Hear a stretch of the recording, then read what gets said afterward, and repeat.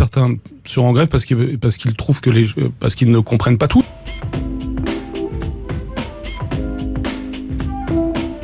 Alors demain matin, j'utilise ma voiture de fonction comme tous les jours. Je serai de cœur avec tous les franciliens qui galéreront dans les couloirs du métro.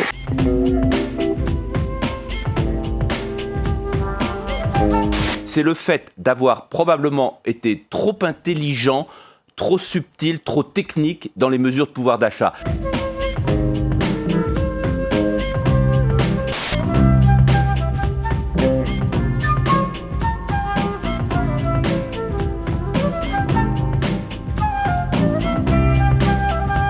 Le gouvernement d'Emmanuel Macron est en train de remporter le César dans toutes les catégories du mépris de classe.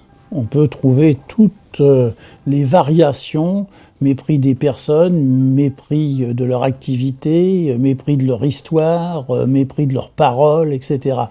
Ils ramassent tout. Il y a une petite catégorie de gens qui concentrent le pouvoir de l'argent et le pouvoir économique et qui considèrent qu'ils, avec raison d'ailleurs, qu'ils dominent le monde, mais en plus ils ont tendance à considérer que c'est légitime et juste. C'est le signe de ce que Warren Buffett a déclaré il y a quelques années. La lutte des classes existe bel et bien, mais c'est nous, les milliardaires, qui l'avons gagnée. The extreme rich are clearly winning.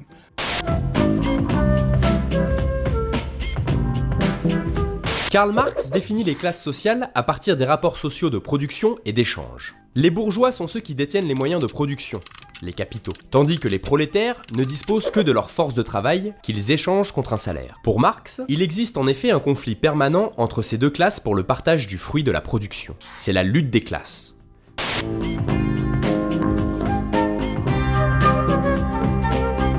Ça me paraît évident qu'il y a une lutte des classes aujourd'hui, qui va des migrants, des immigrés au prolétariat classique, en passant par les jeunes qui sont sans boulot, par les précaires, par les gens qui sont obligés de faire des petits boulots, par les femmes de ménage à qui on donne un coup de filet en disant 2 heures aujourd'hui, 1 heure demain, 0 après-demain, etc.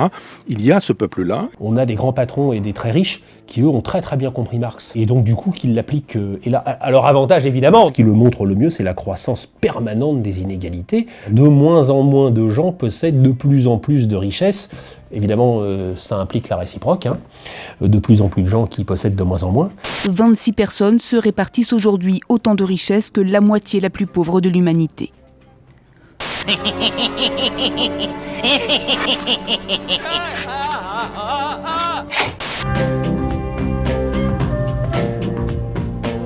L'objectif aujourd'hui pour ce gouvernement, c'est véritablement de mener une politique au service de la finance, une politique qui vise à faire des économies en termes de dépenses publiques. Un des aspects, c'est la casse des services publics. Destroy some system, first defund it, then it won't work, people will be angry, they want something else. That's a standard technique for privatizing some system. Ça a été cette année la répression tout azimut, répression contre les mouvements des Gilets jaunes, répression, et malheureusement c'est une habitude, contre les mouvements dans les quartiers populaires. Je vous filme, vous n'avez pas le droit de faire ça. Arrête de filmer. Non. T'es contente là ? Mais c'est aussi la répression contre les mouvements syndicaux ou les mouvements pour le climat. Tout le monde se fait aujourd'hui réprimer.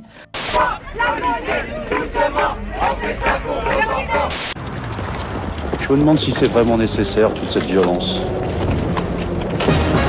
Non, ça va. Vous n'allez pas me faire peur à votre petit cœur. La meilleure façon de se payer un costard, c'est de travailler. Voilà.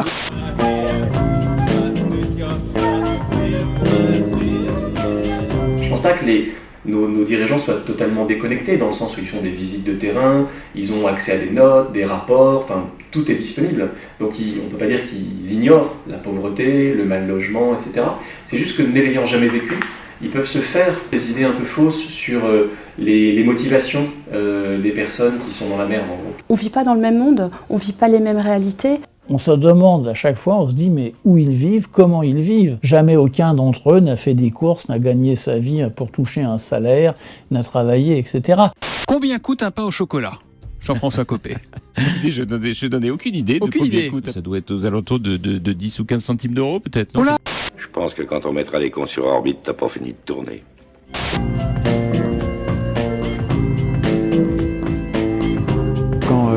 t'es chômeur, par exemple, pour ouvrir un compte en banque, c'est la croix et la bannière.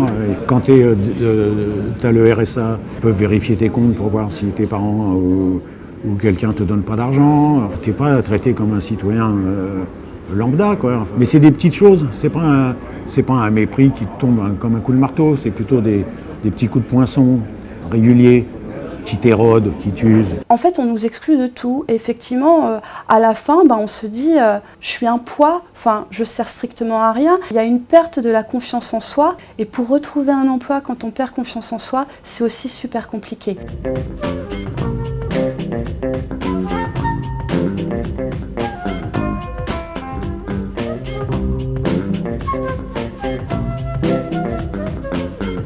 Il y a beaucoup de foyers de contestation aujourd'hui, de colère, soit les pompiers, les enseignants, les personnels soignants. Infirmières maltraitées, patients en danger. Voici ce qu'on peut lire sur les pancartes de tous ces infirmiers et infirmières qui se sont rassemblés ici. La réponse à ça, c'est comment on crée une conscience de classe. Comment on fait venir les gens dans des sources collectives, comment on les réinvestit dans des actions collectives. Comment lutter? D'abord, organiser la communauté d'intérêt, la rendre visible, et puis mettre en avant leurs contradictions qui sont de moins en moins tenables aujourd'hui. Et donc tout leur discours culpabilisant sur le coût du travail.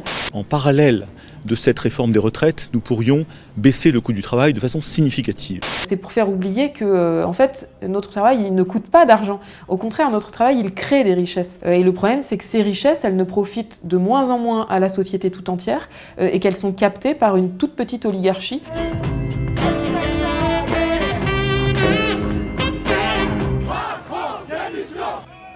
Le mouvement des Gilets jaunes appartient, je dirais, à ces types de soulèvements populaires qui, au départ, ne sont qu'une protestation contre la situation qui leur est faite. Et soudain, ressort là toutes les frustrations, toutes les douleurs ressenties, toutes les colères inexprimées. Le mouvement des Gilets jaunes, il part sur la taxe sur le carburant parce que déjà, il y a une injustice qui est constatée. On vient taxer des gens qui n'ont pas d'autre choix que de prendre leur voiture pour aller travailler. Parallèlement, on ne va pas aller taxer le kérosène pour les transports en avion, en bateau, etc. Leur seul problème, c'est les taxes. Il y a une vraie dichotomie là. Ouais, c'est pas faux. Mais au bout de 2-3 jours, c'est vraiment cette injustice fiscale en fait qui est dénoncée. Entre d'un côté des mesures qui visent à précariser les gens, ça a été l'augmentation de la CSG sur les retraites, ça a été la baisse des APL de 5 €. Et puis de l'autre, vous avez ces cadeaux fiscaux qui sont faits aux ultra-riches dans des proportions absolument considérables. Regardez, entre la suppression de l'ISF et la taxe sur les revenus du capital limitée à 30%, c'est un cadeau fiscal de 4,5 milliards d'euros fait à ceux qui possèdent un patrimoine financier. Et voilà comment on en arrive à la situation où vous avez une économie qui est totalement atone, qui en fait distribue via le système fiscal des milliards et des milliards aux très riches. Donc ça contribue à l'augmentation des inégalités et à l'augmentation de la pauvreté aujourd'hui dans notre pays.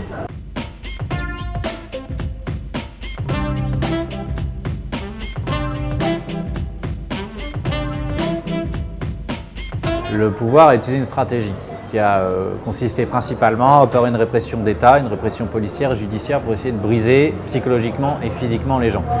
Et in fine, de créer la peur. Il y a eu des choses localement qui se sont faites et qui se font encore. Clairement, ce mouvement a fait trembler quand même un peu. C'était donc ça, tout ce tintouin, les cris, le micro, d'accord. Pour autant, je crois qu'il ne faut pas considérer qu'il y ait un seul gilet jaune qui se soit mobilisé depuis le début, qui soit rentré à la maison convaincu des annonces du président de la République et dont la colère serait apaisée. Par conséquent, je pense qu'on a en fait une société dont la situation est extrêmement fragile. Parce que vous avez des milliers de gens qui n'attendent qu'une chose, c'est une nouvelle opportunité de se mobiliser pour à nouveau mener un rapport de force qui soit efficace et essayer de freiner le pouvoir exécutif dans sa marche actuelle de réforme. Ils ne sont pas trop subtils, sauf que leur forme d'intelligence, qui est inféodée au grand capital, au profit, aux dividendes à distribuer aux actionnaires, c'est pas la nôtre, qui est celle du lien social, celle de la distribution des richesses, celle du partage, celle de la mise en commun, celle des solidarités. Ah ouais, vous n'hésitez pas, hein, si vous avez besoin de quoi que ce soit, ou même juste pour boire un coup, passez à ma grotte.